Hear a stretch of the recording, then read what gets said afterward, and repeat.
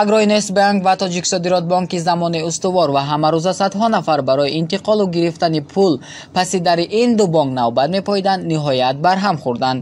Аммо аз ҳама муҳим сарнавишти пасандози муштариён ки солҳои охир баъди муфлисии бонкҳои номбурда гирифта наметавонанд чӣ мешавад? 21 майи соли равон Бонки Миллии Тоҷикистон фаъолияти ду бонки бузург Агроинвестбанк ва Тоҷиксодиротбанкро барҳам дод. طبق قرار ریاست بانک ملی تاجیکستان گذراندن همه عملیات های خراجات نقدی و غیر نقدی، انتقال مبلغ ها از یک صورت حساب به صورت حساب دیگر، انتقال و بیگانه کنی دارایی و مال و ملکیت در جمعیت سهامی گشاده تاجیکسودیراتبانک موجود بوده تا تعیین شدن مدیر مخصوص منع گردید. با وجود دستگیری حکومت جمهوری تاجیکستان با راه سرمایه‌گذاری جمعیت سهامی گشاده تاجیکسودیراتبانک وضع مالیوی آن بهتر نگردیده، استوار فعالیت نمودن بانک متاسفانه تأمین نگردید، افزوده است منبع. همین طور بانک ملی اجازتنامه اگروینوستبانک را نیز بازخواند کرده تعیین نموده است که با وجود دستگیری پیوسته حکومت با راه تجدید ساختار، عوض راهبریت و سرمایه‌گذاری پی در پی مستقیم و غیر مستقیم با جمعیت سهامی گشاده اگروینوستبانک سالهای 1992 2003 2010 2012 2016 وضع مالیوی آن بهتر نگردیده، استوار فعالیت نمودن بانک متاسفانه تامین نگردید. با اطلاع منبع فعالیت مالیوی بانک ها وابسته به پی در پی تکرار گردیدن نارسایی و کمبودی ها و سری وقت پیشگیری نکردن آنها خاراکتر سیستموی گرفته، نظام نامکمل اداره کنی کارپراتیوی در سطح ضروری قرار نداشتن صلاحیت کسبی شخصان راهبری کننده و راه اندازی نشدن پرینسیپ های معاصر منیجمنتی بانک ها را به ورشکستگی رساند. همزمان درست راه اندازی نشدن نظام نظارتی حوفا کامپلاینس و اودیت داخلی، رعایت نکردن پرینسیپ بهاگذاری و پیشنهادی روند قرضدهی و بیزنس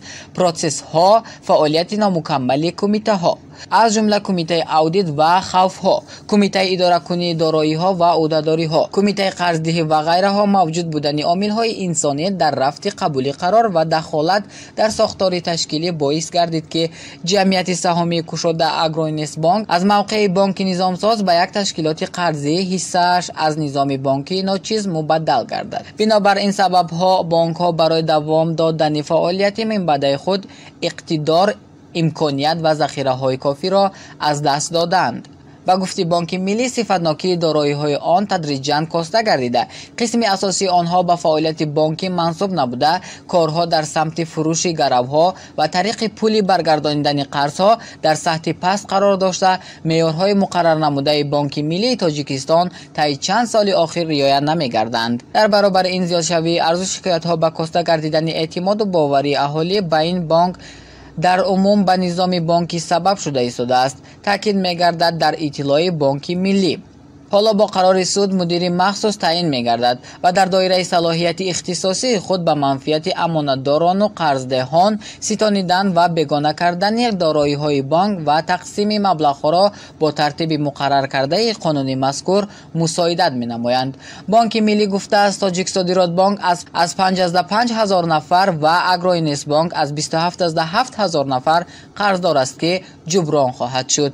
این تصمیم بانک ملی در حالی است که صدها نفر مشتریان نزد بناهای اگروینوستبانک و تاجیکسودیراتبانک آمده طلب گرفتن مبلغ خود میکنند. آنها نگران از آن هستند که بعد رسما برهم خوردن این دو بانک دیگر ستانیدن مبلغ در امانت بوده مشکل تر می شود. اما قانون تاجیکستان درباره برهمدهی تشکیلات قرضی پیش بینی نموده است که در صورت برهم دادن بانک ها از حساب فروش اموال آنها پول مشتریان برگردانده می شود. اکنون اگروینوستبانک و تاجیکسودیراتبانک بعد از تاجپرومبانک، فنانبانک چهارمین بانک هایی هستند که برهم خورده از حق فعالیت محروم شدند. حکومت تاجیکستان سال 2016 به اگروینوستبانک و تاجیکسودیراتبانک بیش از 3 میلیارد سامانه کمک مالیوی کرده بود. انتظار می رفت که بعد این قامت بانک های نامبرده راست می شود و پسنداز مردم را زینه به زینه برمیگردانند.